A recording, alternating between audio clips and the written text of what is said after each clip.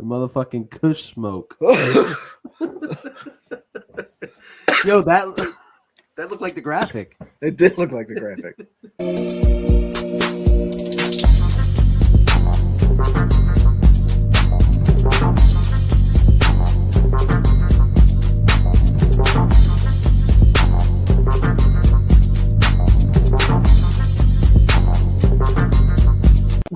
You like that?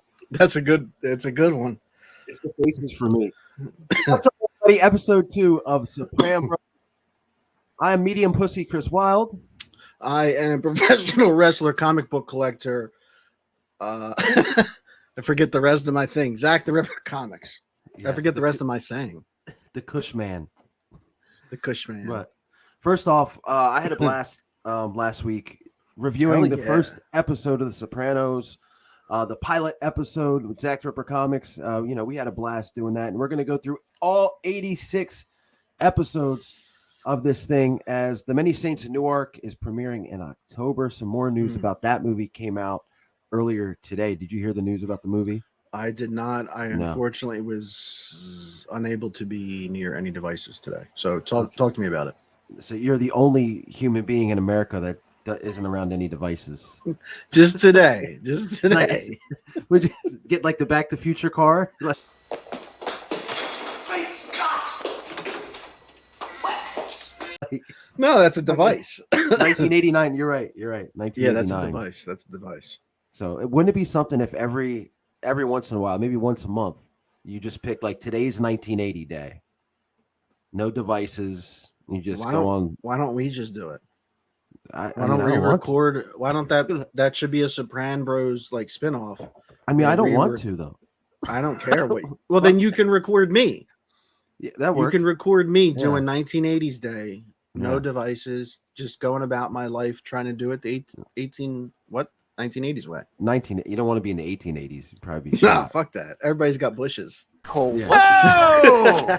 Speaking of getting shot, let's get into Sopranos, bro. And yeah, so the news that came out about the movie today is apparently some more footage was shown, like some test footage was shown to audiences. And the footage that was shown to them. Hold on, time out. I have a question. Do you know if the movie has been screened to anybody yet? Yeah, I don't think it's been screened in full. I think they're just throwing out little bits and pieces. All right, resume. So this new clip, it's like in the beginning of the movie, and you hear a familiar voice narrating. And the familiar voice says, and that little fat kid over there, that's my Uncle Tony. He choked me to death. So, and again, this series is 20 years old. So, I mean, I could say no spoilers, but look, it's a 20-year-old series, guys. But obviously, the voice of that would be Christopher Moltisanti, which the movie's about the Moltisantis. It's about, because Dickie Moltisanti was Tony's like hero, growing up, and that's Chris's father. But I just thought that was like a good little touch. I know some people are shitting on it, but I think it was a good touch. So I haven't seen it. Again, you just, told me now. I think that's phenomenal. It actually got me a little bit excited because, as you know, I texted you earlier that last night I watched Bohemian Rhapsody for the first time. And not to get too off topic, I very much enjoyed Michael Imperioli's, I just butchered his name, in that movie. And I was like, man, because he's got the long 70s hair in the movie. I was like, if only they could find a way for him to play someone in his family, like in this, Saints of New York. He's a good actor. I don't understand why a lot of I don't understand why a lot of things that he was in just didn't take off. I guess everybody just saw him as Christopher. Yeah, and that's why. But it sucks. But this episode, I got to be honest. Like the pilot episode for me, and we talked about this a little bit last week. It was like, I don't know. It was like kind of slow. It wasn't one of my favorite episodes. I feel, I don't know. I can't explain it. Maybe because the rest of the series was so good. The first one, I mean, for nostalgia purposes, I could watch it 2 or 3 times, but it just wasn't one of my favorite episodes. And now going into this one, 46 Long, which was the name of the episode. I think this kind of is the real pilot of the series to me. Like it's pretty much what the series is about. Very smart humor. Absolutely. I was just pulling up my notes here so that I could, again, for anybody that missed out on episode 1, you've only missed out on one episode. We are doing this a little bit different than your normal reviews. If you stuck in there for the 5 minutes we've been on so far, you can tell I'm a little bit cushed up. That's kind of my thing. So I am watching every one of these 86 Sopranos episodes completely cushed up. And it's the first time I'm doing so through that lens. So we're able to see what the show's like, both through Chris Wylde's lens of nostalgia and my lens of OG Kush. Yeah, which is hilarious. Like some of your notes, like I watched the episode a couple times, our episode, and it's just really funny stuff. So we'll go ahead and start. This is actually the only episode in the entire series that has a cold open before the theme song. The original air date 1/7/1999. The director of this was a guy by the name of, I don't remember. I don't have it written down. Nice. That's cool. But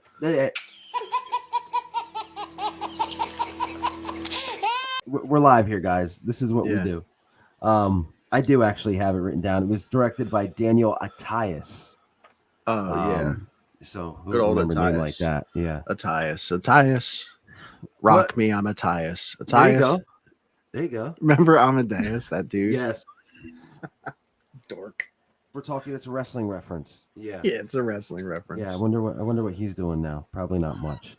Definitely not talking about this awesome episode. So the cold open. They're in the. Not a fan of it, by the way. Sorry. Really? Not a fan of the cold open. Yeah. Damn. Okay. But go ahead. I like the scene though.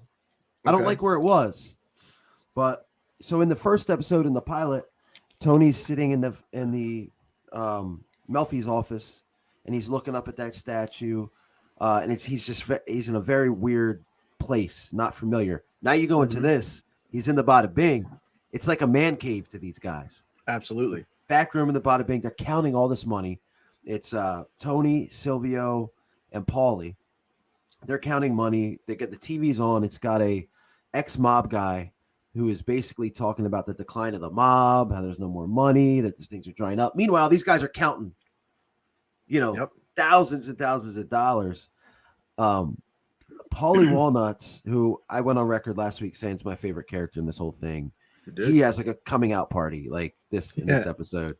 But he goes to change it, and Tony makes him change it back. Chris, I gotta say, since you mentioned Paulie Walnuts in the beginning of this episode, what's the wingometer this week? Oh, they're huge. They're big. They're big. They were tiny in the pilot, and they're big here. And I think they I don't think they go back down after this. But the wingometer is a real thing with Paulie Walnuts. But so they're counting this money. Christopher is on the side, and he is doing bicep curls while smoking. Hold on. And drinking. Hold on. Before you get there, I have a couple notes before that. My first note was all capitals, food, ! So if we did not nail this home last week, and I don't remember if we did or not, Sopranos, just like life, is about food. Yep. That's all it's about. As soon as this episode starts, I have Tony eating. I can't even tell. There might not be any food in there. It's just a wrapper in his hand, and the way he holds it and chews, I want it. Yep. I want some pastrami. That was my next note. That was my next note. But what's funny about this scene is there's a couple things that are really funny. So again, you got this mob guy talking all this shit, and Tony says to Silvio, "Hey, Sil, cheer me up." And he does the Al Pacino. No. What got him hired? No. First, I thought I was out. They pulled me back in. I know what you're. Just when I thought I was out, they pulled me back in. I know what you're thinking. But it was cool right there. I was cool with it. I was fine with it. Then Pussy comes in. He's got a paper, and he's like, man, it's fucking cloning. Christopher says, yeah, I hear the Mexicans are big into that. And Pussy looks at him and goes, what the fuck are you talking about? Chris says the Mexicans with the cell phones. And Pussy gets so mad. Because it's not even remotely close to what they're talking about. He's like, sheep, you dumb motherfucker. I'm talking about how they cloned sheep. So then, and look, this what's so funny about this is it's unlike any other kind of like mob thing because these are mob guys having regular conversations, kind of like we would have or whatever. Yeah. So Silvio then chimes in and is like, "We're not. I wonder, mob guys, though. No, I wish." Silvio's like, "I wonder if they're going to clone Princess Di." And then he says, "I wonder if her family had her whacked." Mm-hmm. And right off the bat, this made me feel so good. Like, I think I was having a bad day when I was watching this, and this shit lightened me up completely. Where Paulie, for the rest of the series, he does this thing where he says a joke and then he repeats it. Like to Tony or Silvio or whoever. It bites him in the ass years to come. Yes. But right now. Yes. Oh, so Tony, Christopher says, or no, I'm sorry. Paulie says, well, that's the last time I ever get a limo in Paris. And Christopher goes, when the fuck were you ever in Paris, Paulie? And Paulie says, and I quote, I went to Paris for a blowjob. Your mother was working the bonbon stand at the Eiffel Tower. 2 seconds later, he goes, hey, Sil, did you hear what I told him? I said, I went to Paris for a blowjob. Your mother was working the bonbon station at the Eiffel Tower. And the guys don't question it. They don't. They just nod. Oh, it was awesome. And then Silvio, I think the mob guy says something stupid on the screen. I can't remember. And Silvio does the impression again. Yep. And I'm like, okay. Cheer me up, babe. Just when I thought I was out, they pulled me back in. Huh? Zappuccino. Fucking spitting image. Vincent Rizzo. And that's not it. Like, no, not for this episode. But then you hit the credits and the theme song, and so we're off to the races. Something you were going to talk about. So I have a note here that Christopher has zero form and is a little bitch. Like big time. So do you want to go into what I mean by that? By the form of the bicep curl? Yeah. Dude, I'm fucking Paulie does this also in the series. I think it's like in a his tough wife guy beater, thing. right? Yeah. Like in his kitchen or something? Yeah, like for no reason. I think it's just a tough guy thing. Like he's just, you know what I'm saying? Like, and it switches left to right. Did you notice that? No, I didn't. In the same scene. No shit. While he's talking, it switches left to right. Yeah, he's doing different, but he's not supposed to be using both arms. And he's got that cigarette hanging out his mouth. It's just horrible. But hold on. Go ahead. Hold on, relax. I have another one here for you. Uh-oh. Not only does Paula bail the bowl job joke, okay, he kills Christopher in the process and then hits the repeater, which is his calling card. The fucking repeater. I'm I'm assuming that means Paulie nailed the blowjob joke. Yes. Like not only did he nail the joke, he killed Chrissy in the process. And the repeater, that's what it is. Oh, I love it. I went over for a blowjob. Your mother was working the bonbon concession at the Eiffel Tower. So, did you hear what I told him? I told him I went over for a blowjob. Your mother was working the bonbon concession at the Eiffel Tower. That's a thing. That's a t-shirt. The repeater. I love you for that. Pop me for real on that. So we have the awesome song, and then we see Christopher and this dude. Man, we talked about how I hate Livia, how I hate the priest. This son of a bitch. If I saw him on the road right now, or just walking in a street, I would have a hard time not walking up and punching him in his face. Chris and his buddy Brenden Falone. Oh, you don't like Brenden? He is the biggest douchebag. He just reminds me. Tone. Oh my god, he reminds me of like guys that think they're cool at like the bars or whatever. Like, and they're not. Like they know a couple cool guys. Looking at you, YouTube dorks. Yeah. But and this goes to show what time of or the times that the show was around. They're hijacking a truck that has DVD players in it. Mm-hmm. The truck driver gets out and is like, "Hey, can you guys beat me up a little bit? Because I really need this job. And if you don't beat me up, they're gonna think I just I was in on it." So they beat him up, and they don't do the mob dance, but they just give him a couple of these. Yep. And then we go to did you think anything about that? Like, did you have any notes about that? So I put in here, I don't remember this note was here, but that I didn't like that the show started cold. I'm glad it didn't stay like that. Like you said, this is the only episode that does that. But I put that the footage already looks way better than the pilot. Yes. And then in quotes, I put pilot my dick. Good point on all points. Next note is big time ADR. Now, people might think Alberto Del Rio. I was about to say that. No, ADR is when they do the I forget what it stands for because I'm cushed. But when they re-record the dialogue and then put it in post-production. Yeah. I didn't even know that's what it was called. Yeah, a lot of this episode has that. No shit. I'm gonna have to look for that because I didn't even realize that. But the next scene, so we go from this dark timeout. Okay. Are you watching the episodes with headphones on? No. Okay, so I am. So that might be I might be noticing stuff that you're not. This is interesting. Yeah, absolutely. Time in. So we go from this dark setting with the truck and the shady business, and then the next scene is Tony's house. It's very light, it's bright. I like when like David Chase does stuff like this. Like it, like you're seeing what gets Tony the big house, scene to scene. This is an annoying scene too. You see AJ Soprano, little fat dude, little fat kid, sitting there. Yep. Carmela feeding everybody once again. Tony comes down. I said little fat ass Anthony Jr.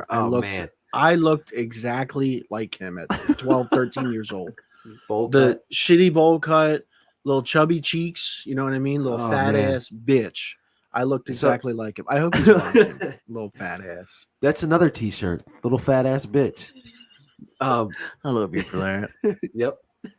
So they start talking about how his science teacher's car got stolen. Mm-hmm. And here's Carmela, who, as you'll see through the series, hates what Tony does, like feels bad about all the mob stuff. There you go.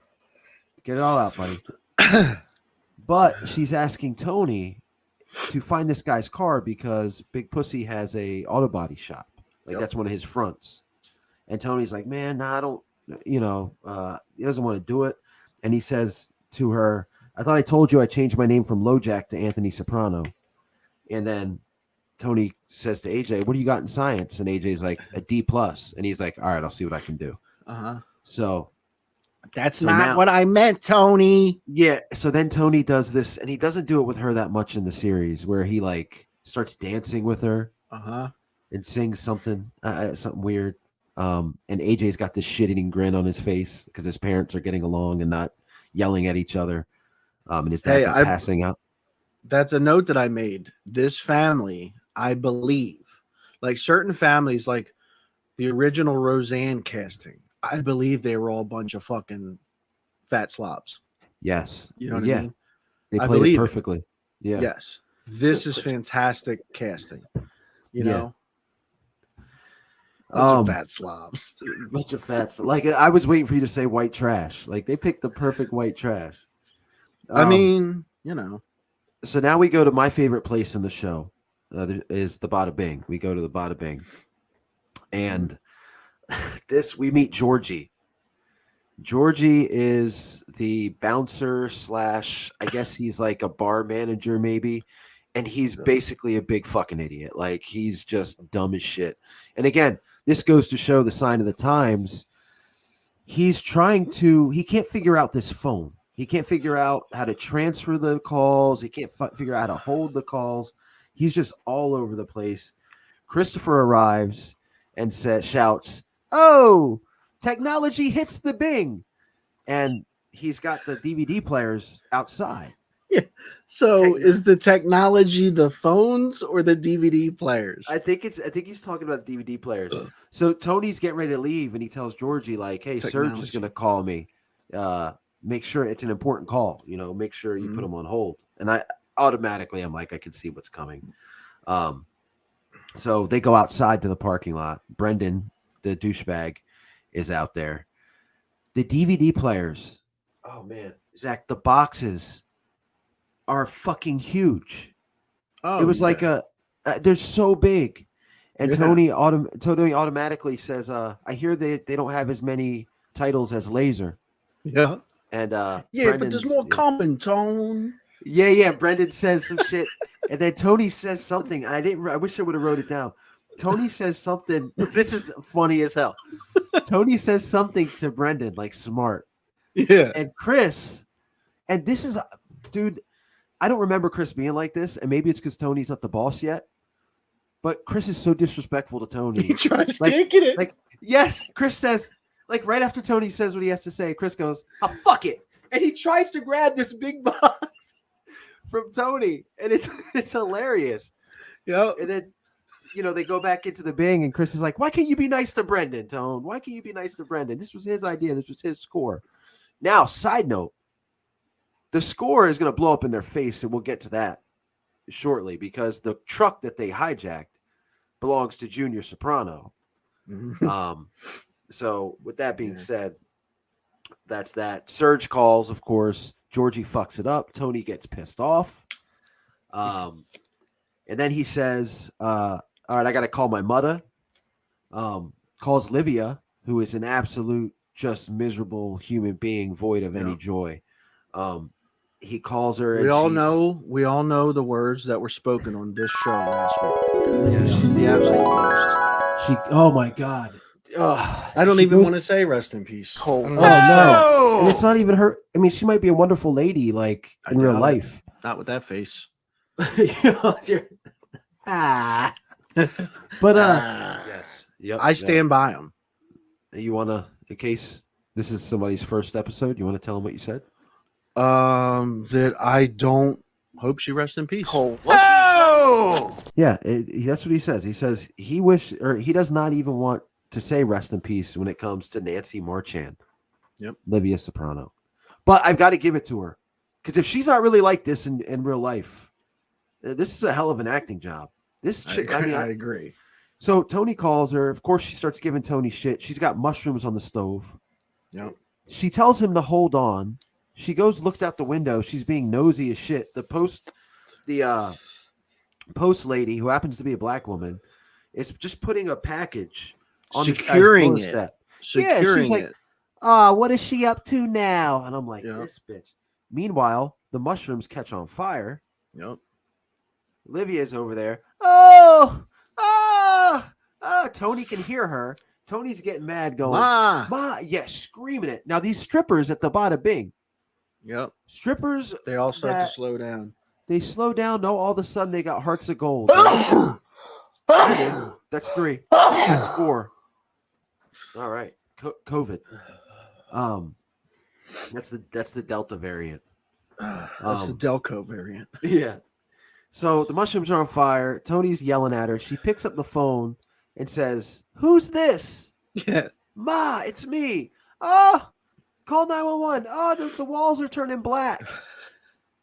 Tony hangs up, calls Carmela, gets 911 called. Meanwhile, Serge calls again. Georgie fucks it up again. And then you get, and this is my favorite pairing of the episode.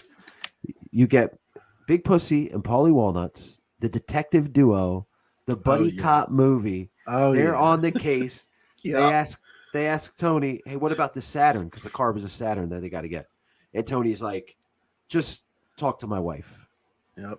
But this pairing, dude, of these two guys, I never knew how much money it was until I just watched it this time. I mean, it's comedic gold. And while we're talking about Paulie Walnuts, and again, like, Paulie Walnuts was a real life criminal. Like, he did a couple acting gigs, but he was a real life criminal. Like, he robbed people. he had a lot of different things going on, and there was actually a documentary done about him called The Big Bang. Nice. Yeah. So I mean,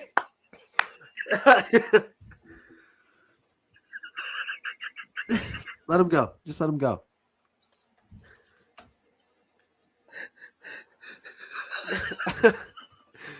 While Zach's getting over his laughter over Paulie Walnuts being a real life criminal, let's take a look at this clip from The Big Bang. This is Tony Sirico. Actually, you know what? Paulie Walnuts, Tony Sirico, who plays Paulie Walnuts, is a real life criminal.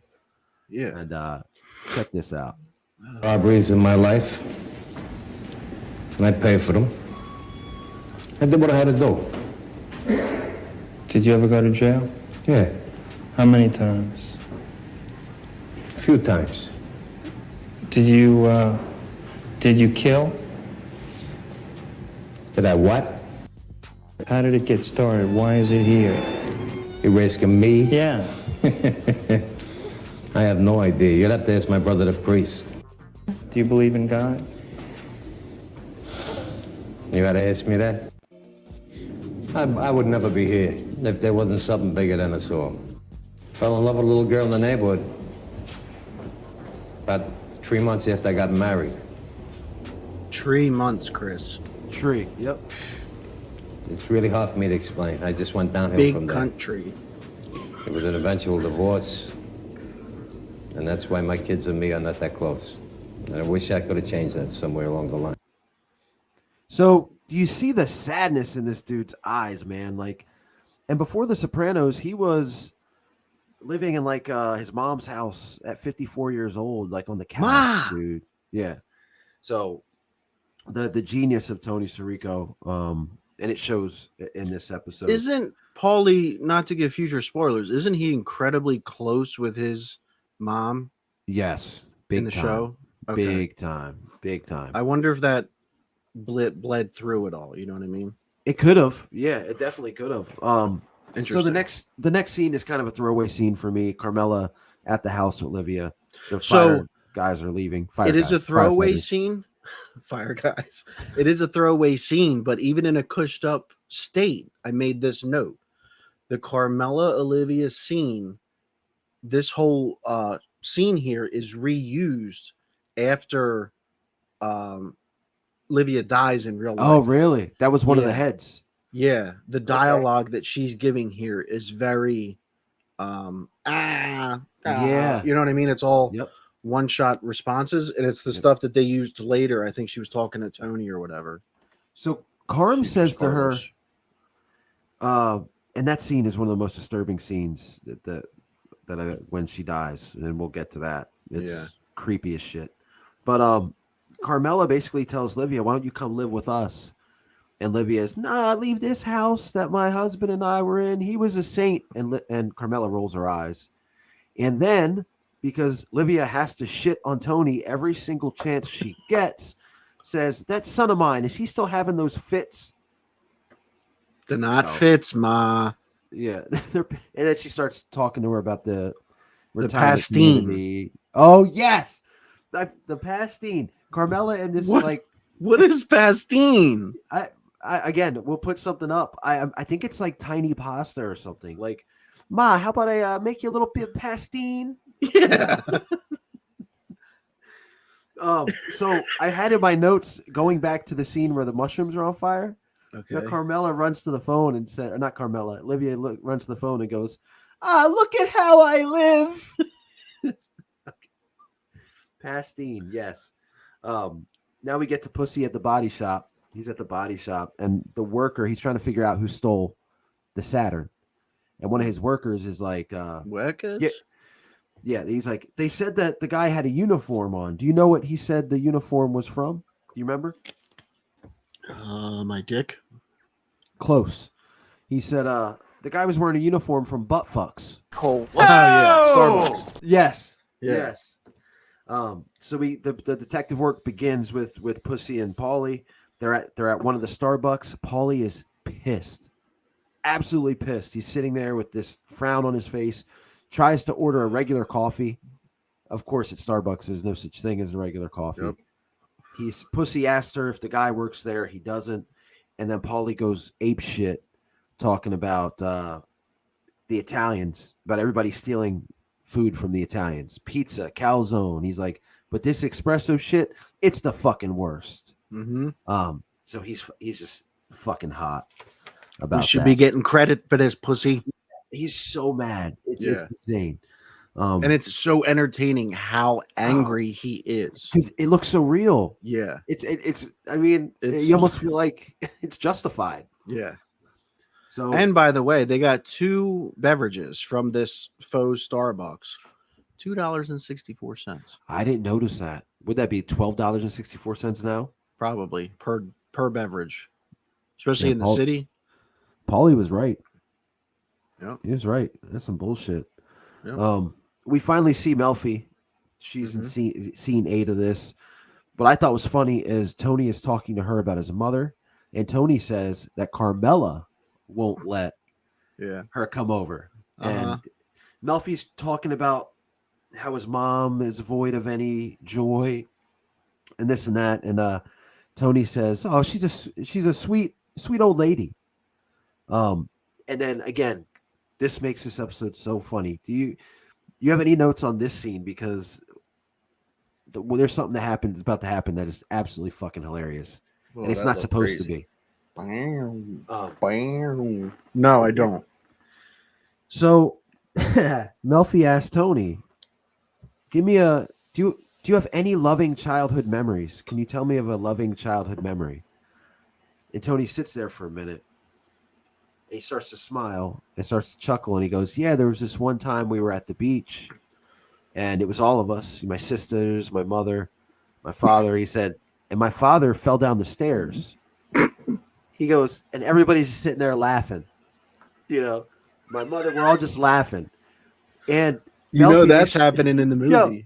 They shoot to Melfi, and she's just looking at him like, and then she goes, "Are there any other memory?" And then it cuts. But that's his loving childhood memory. His dad falling down the stairs and everybody laughing at him. Like, I mean, can you not imagine? a birthday, not Christmas.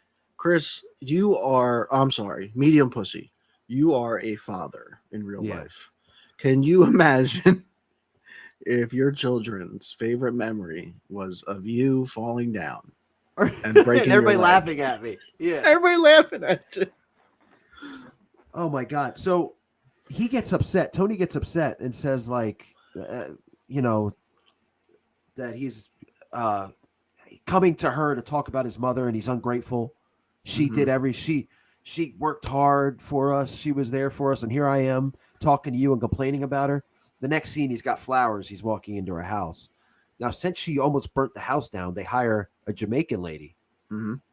And Tony walks in, sees her. He's very nice to her. And then he very cordially says, he offended me.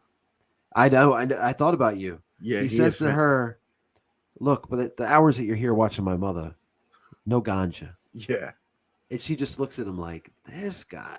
Yeah. I said no ganja. Fuck you. I'll do whatever I want. Yeah. You know what I mean? Yeah. That's what Why I not? said in my notes. That's what I said. So Livia's not happy about this woman, accuses her of stealing, saying she stole a plate or some shit. And Tony's like, "Sure you didn't give it away?" He said, "Because you're giving away." Okay. Yep. So Zach hits the mute button, but I'll go on with this. This is hilarious. I'd rather just watch him. So Tony says, "You're giving away all your things. I got the magic you stick. think you're going to die." I don't think I'm going to die. I'm okay. Great. Well, I thought you were going to die just a second ago. What would I do? Can you imagine? If you fall over? Okay. Leave a comment below. Call 911. Do you think if I keeled over, should Chris Wylde continue the show or call 911 and cut the feed? I think we should keep the feed. I think so too. Keep the show going. Yeah, it'd be funny. I could talk over paramedics coming in Yeah, they could chime in, give you updates on the situation. But it would probably be muted, and they would just be looking at me like, pumping your chest. Pump it up. Oh, where are we? My next note is Uncle June. Well, first you got to get to this classic Livia quote where Tony's like, "Ma, you're giving away all your stuff because you think you're going to die," and she says, "I wish it was tomorrow." I wish it was tomorrow. Oh, now we see Uncle June, Jackie April, who I forgot all about him. Like, I knew he was the boss, but I forgot that he ever made appearance, and he makes a couple. Yeah, in this, but he's the acting boss right now. Oh yeah. So because Junior got his truck hijacked, Tony has to have a sit down to figure out how they're going to make this better for Uncle Junior because he's pissed off. Jackie thinks it's funny as shit. Like, he's just kind of laughing it off. Yeah, he says at one point, "You Sopranos, like this is what you do." Uh-huh. Tony says he didn't know that it was Junior's truck. Junior calls bullshit on it. And then Tony says, "You want my DVD player? You can watch reruns of Grumpy Old Men." And June, that's where my note comes in. June gives his fucking famous gif right there in that moment. He's like, yeah. And I said, Uncle, excuse me, folks. I said, Uncle June is my spirit animal. When I enter the spirit world, my vessel is engorged with his likeness. Oh, I love it. It's perfect, actually. I could see you growing up to be Uncle Junior, just not Uncle Junior's series 5 and 6. No, this one. Yeah. So for sure. Jackie orders Chris and the douchebag to pay restitution to Junior. Tony's cool with it. Tony's like, whatever. Everybody agrees. And then Tony says, I can't believe this is my uncle, and we have to have a sit down. You bring this man off his sick bed because Jackie's got cancer. Yep. And Jackie's like, fuck that. Because he doesn't want it acknowledged and talked about and all that shit. Yeah. And then Jackie says, maybe I should name a successor. And Tony says, who would want this job? And Junior gives that look. Oh, he wants it so bad. So bad. Uncle June wants to get in there. He wants to treat this job like it's a pita bread with pesto and goat cheese, just slightly baked, so it's melted. Afterwards, some Schvoyadel. Some Schvoyadel and pastine. Yep. And you know what? While we're talking about Schvoyadel, what I wanted to talk about when Carmela saw Livia. So a lot of my family is from Jersey. And they always, as a kid, I remember them having these white boxes with this like red and white, like candy cane striped rope tied around the boxes or string. And it was so hard to get the string off. And that's what all the Italian pastries came in. Okay. And that's what she brings to Livia. No one's going to give a shit about that but me. But I just had to say it but nobody's going to care. But that's old school bakery. Old school bakery shit. Yep. So Tony leaves the sit down, sees Mikey Parisi, who's another guy I can't stand, and he makes fun of him in the car. They both go back at each other. Chris, yes. How's your boy? Who? Oh, the one you're fucking. Yeah. There you go. Tony says that to Mikey, and I fell right into it. Yeah, he did.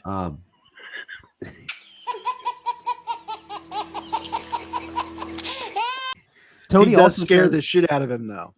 Oh yeah, because he keeps going. You all right? You all right? You all right?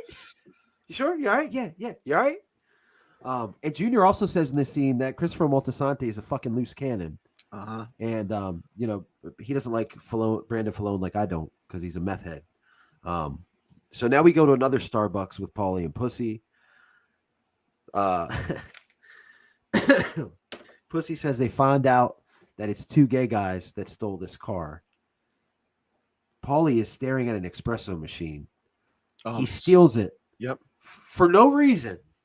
Just to steal it. The stare he's giving it is incredible. So they set that up. We next see the Jamaican lady storming out of Livia's house. Mm-hmm. Carmela walks up. Maybe this is when she's got the box of pastry. And I'm really stuck on that, by the way. I don't know why. Probably some like underlying childhood issue that I haven't dealt with. That has You need to do some with those patience, boxes. bro. But the lady comes out and she's like, I can't do it anymore. She screams something. That's it. And then Carmela's talking to Livia, who again is absolutely miserable, and says, what did she do? What did you say? What did you say to this lady? And Livia says, these blacks, you never know what they'll take the wrong way. Again, something from that old school. You know what I mean? Like, Livia is the most racist piece of shit on the show. She is. And it's without. There's no reason for it. Yeah, but it's like it when I smile as you say that, and it's not because like, oh, haha, it's funny. I smile because it's like with such minimal effort she does this, and it makes me despise her. Yeah, like I believe that the real person was like this, and I'm sure she was not. Yeah, but who are we to say that? But she says it, and like instantly, I'm like, son of a bitch. So yeah, she's amazing. But so like I share my favorite scene. Last week it was Chris and Tony on the porch. There's a couple scenes that I really liked, and I really liked this next one. It's the first time we ever see them. Like, we always see the back room of the pork store. Mm-hmm. We always see the front of it. We never actually see the inside. Correct. So Tony's walking inside. He's walking through with Chris and Brenden, Dickface, and Tony's telling them, like, look, Junior's right. You're gonna pay Junior. Yeah. And Chris is like, are you serious? And he's freaking out. And then this happens. Like, whoa. So right away, Brenden getting thrown reminds me of Uncle Phil throwing DJ Jazzy Jeff out of the house. It was so satisfying. Don't tell me you don't remember that. Fresh Prince of Bel-Air. I mean, I know the show. I didn't watch it, though. Oh, man. Stand by for a clip. But it's funny as shit. Brenden, who the fuck does he think he is saying that to Tony? Chris, again, with the disrespect. Like, it's just unbelievable to me. And then Tony, of course. Haven't we all been there? Like, haven't we all been 21 and like. Yeah, but I think because, I don't know. I just, again, when I think of these guys in the mob, I'm like, you say the wrong thing, you're going to end up dead. Maybe Tony not being the boss and being his uncle. Yeah. Kind of saved him a couple times. Yeah. So, and then You're again, right. Brenden with the chemo Sabi joke, like,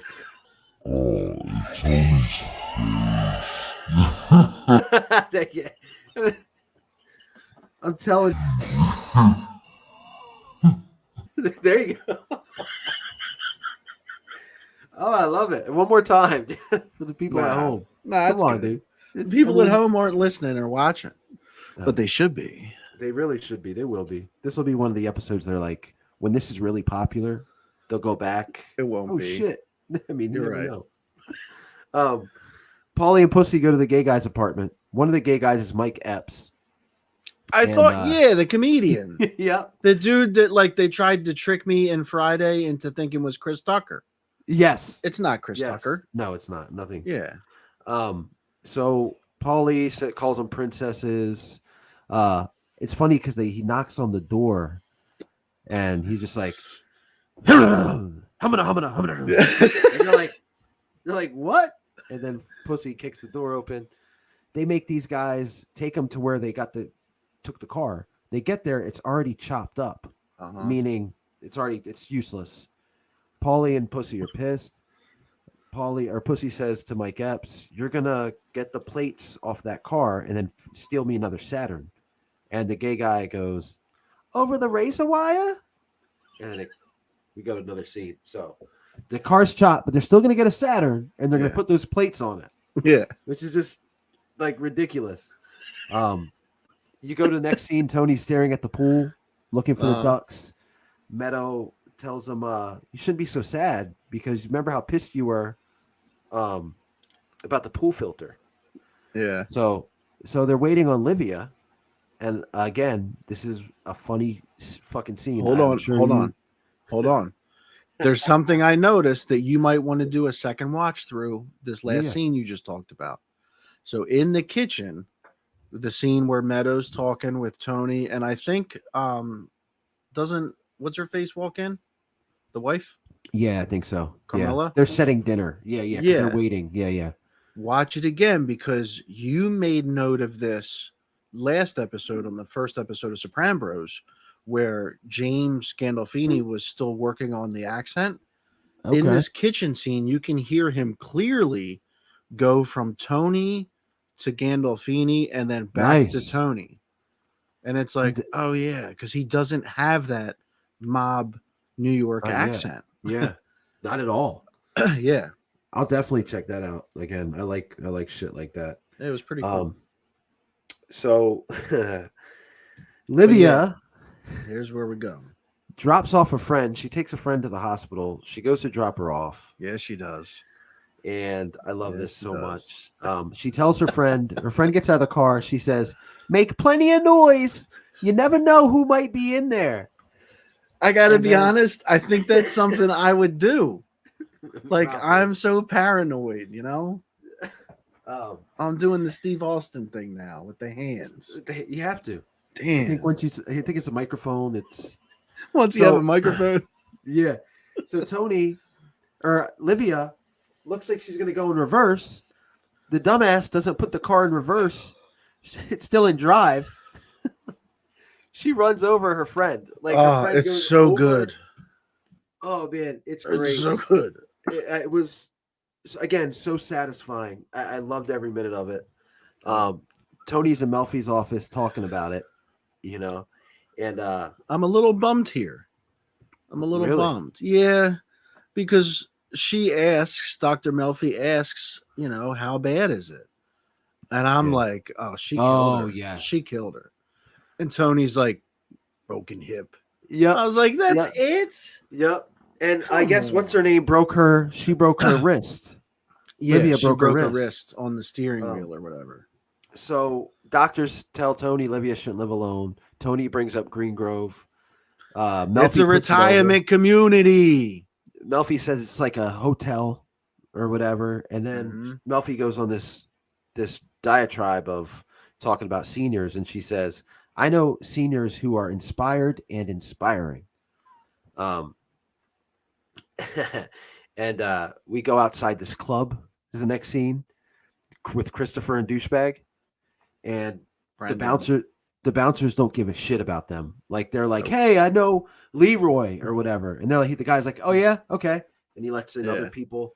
Do you know Martin Scorsese pulls up? Christopher starts marking out like crazy. Huge. And he says, Marty, Kundun, I liked it. And Marty's like, yeah. But Chris is marking out like a kid, like if we were kids and we saw like Hulk Hogan or something or whomever. So they're in the bar with a very young looking Adriana, by the way. Yeah. Quick note on Adriana. Young. It was weird seeing her smoking on a dance floor. Yeah. It's been so long since people have been able to smoke indoors. And then I made a note, I'll smoke that kush on the dance floor. Okay. Okay. Again, t-shirt. I love you for that. Yeah. So they're in the club. They're talking about Brenden wants to knock off another Comley truck, which is another junior truck. And Chris is like, yeah, fuck it. You know, this is the year. He goes, I'm talking about the year 2000, the millennium. Where do we go from here? People don't even know who to pay their payments to. Why not? Let's do it. So Chris is down with stealing once again from Uncle Junior. This next scene is my favorite scene of the entire episode. Before you get to that, while they're still in the club, if you're one of those people that likes little Easter eggs, there's a boom mic in the club scene. Oh, I love that you saw that. Yeah, little boom mic action when they're doing coke. Okay, I'm gonna have to definitely check that out, and I'll hopefully put up a picture of that. Yeah, little boom mic action. The next, but but like if you don't do drugs and you don't do coke, you know what the '90s version of cocaine was? That the non-illegal form of cocaine? Ring pops. Nah, not so much, but this was. Ow! It's Trish Stratus! Way to go, boss! Hey, Stunai, I wasn't talking about Trish. Oh, is this Y2 Stinger? I don't understand. I thought this family only uses Stacker 2, the world's strongest fat burner. It's Stacker 2 Light. Same great Stacker 2, but in a lighter formula.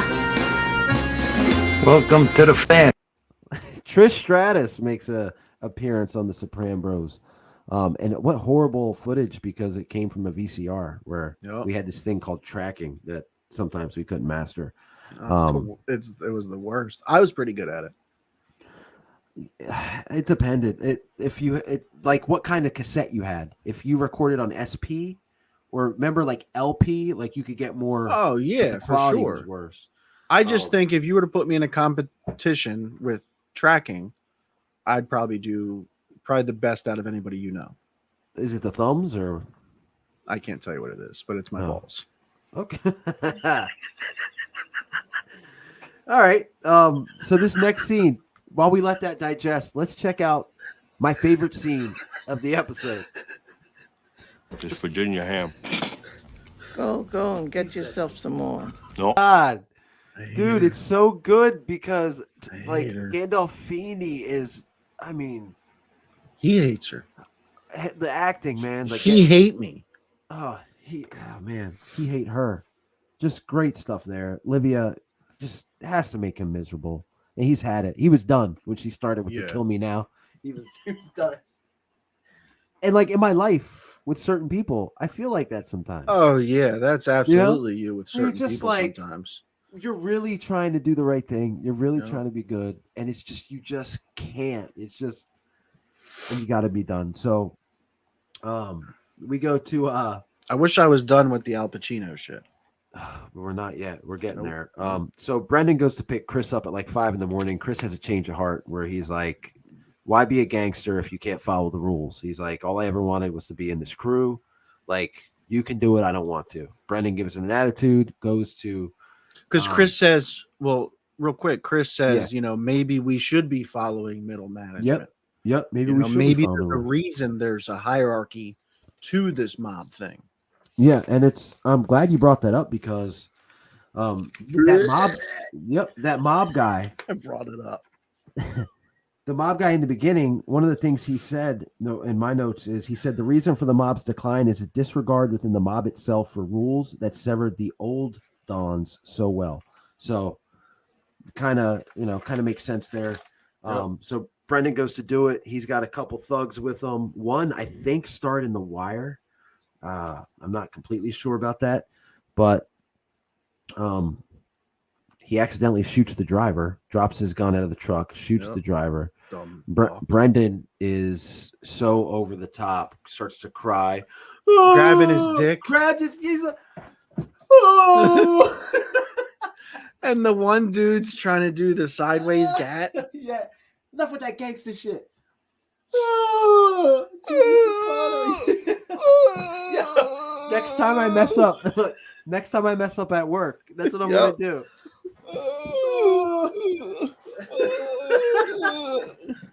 Junior Soprano's gonna lose his shit, or he says something. We go to Green Grove now. This is hilarious too. Green Grove, Tony's sitting there. They're signing papers for Livia, who is giving the woman that runs Green Grove the death look. The death look forever. No, it doesn't change. This chick's trying to like make her feel better, speaks in Italian. She gets a phone call. And she's like, yeah, he's right here. And Tony's like, what? She's like, it's your Uncle Junior. And Tony's like, what? Man, that feels so. It feels like I've experienced a situation like that before. And Tony's like, what? He tracked me down here? And Tony won't take the call. So a side note, and I have in the notes, reminds me of Uncle Bill, because I have an uncle myself that me and Mr. Zach Dripper Comics were going to check out a place to stay. This is years ago. Bachelor pad. Yeah, and we're talking to this guy, and I just see my uncle, his head walk through the window. And his head didn't walk through the window. Oh, well, it had legs. That'd be funny. But he's like, he was like, hey, do you guys know this phone number? during this like important meeting. Yeah. We're looking at definitely. House. So definitely, it must be. I don't know. It must be again that I don't know what makes people think that's cool, but so Christopher calls Tony, tells him about what Brenden did. Tony's mad as shit. Takes the phone, screams "fuck," throws it down.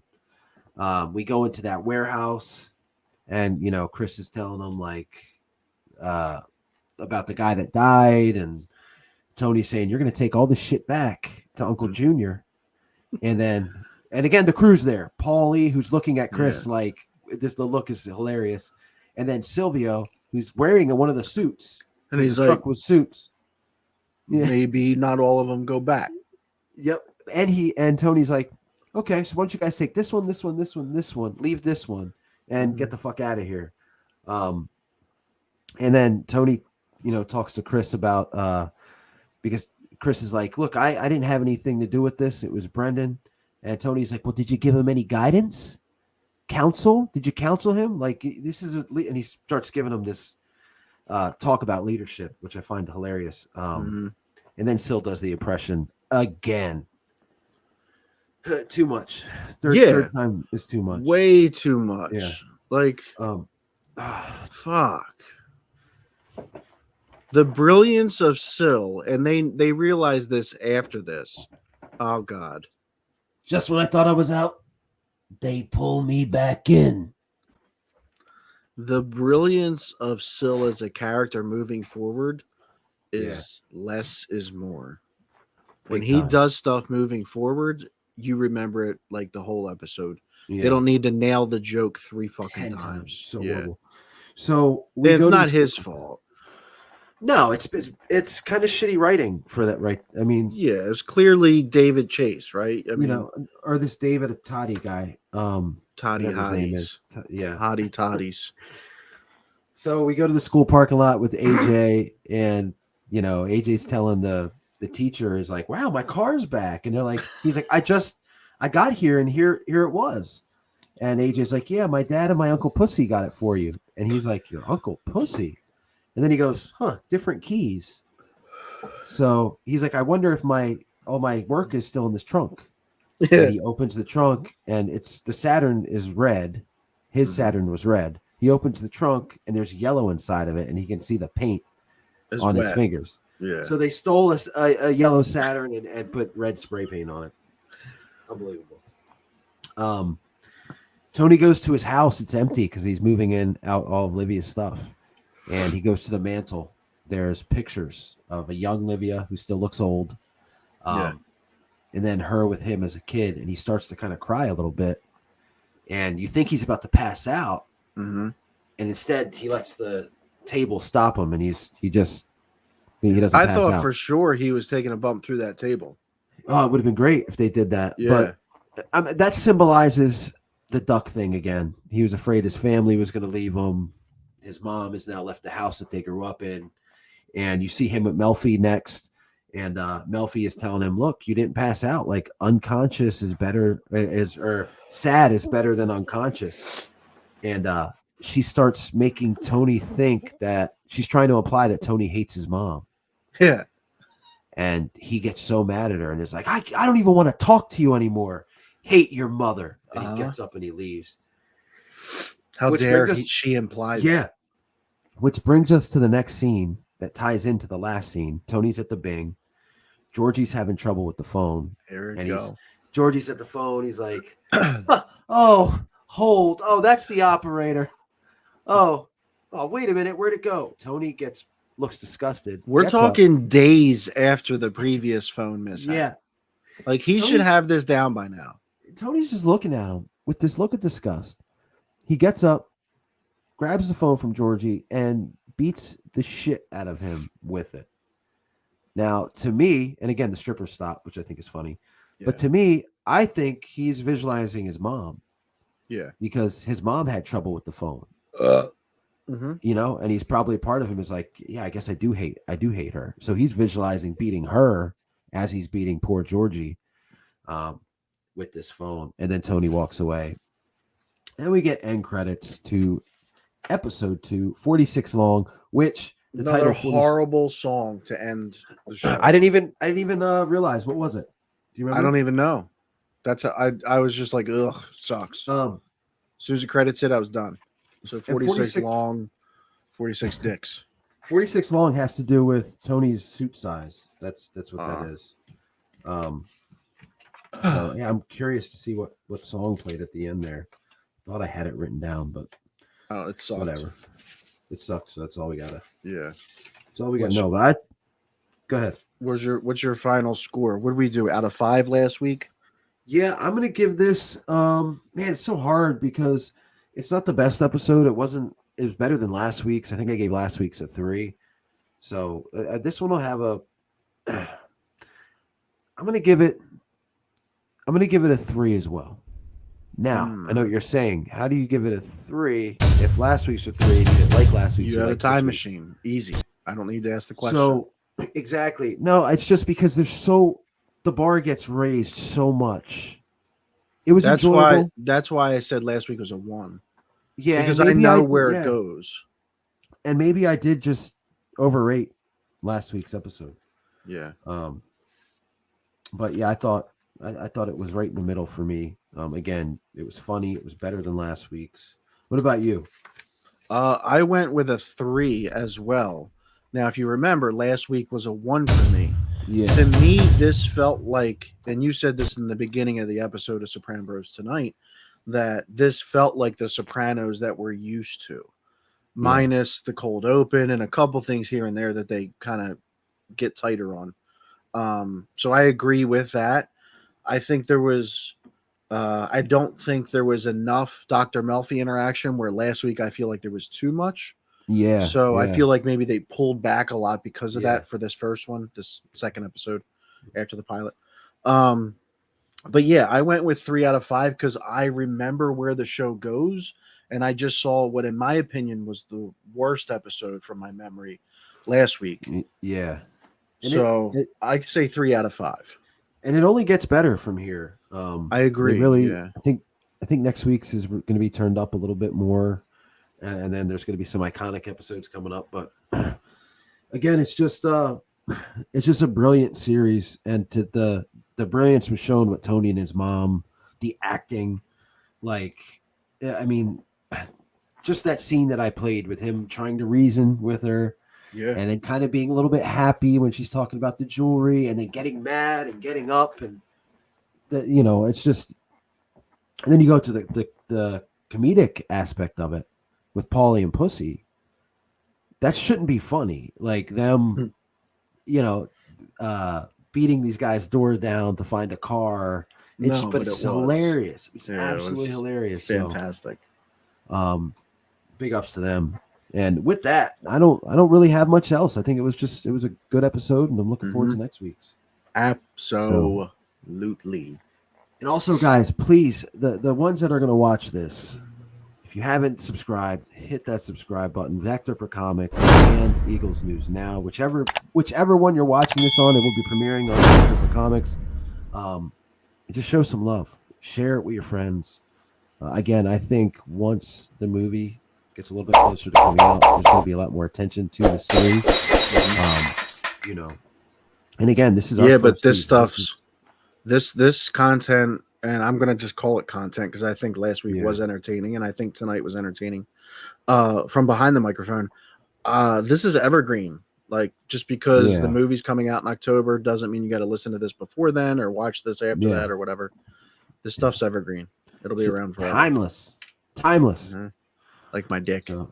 With that being said, I'm medium pussy today. Christopher Wylde, Heart Killer Chris Wylde, Eagles News Now. We've got Zach Ripper Comics. We're signing off here. Thanks once again for checking us out. And next week's going to be another one. We got some crazy stuff planned for that as well. Any last words?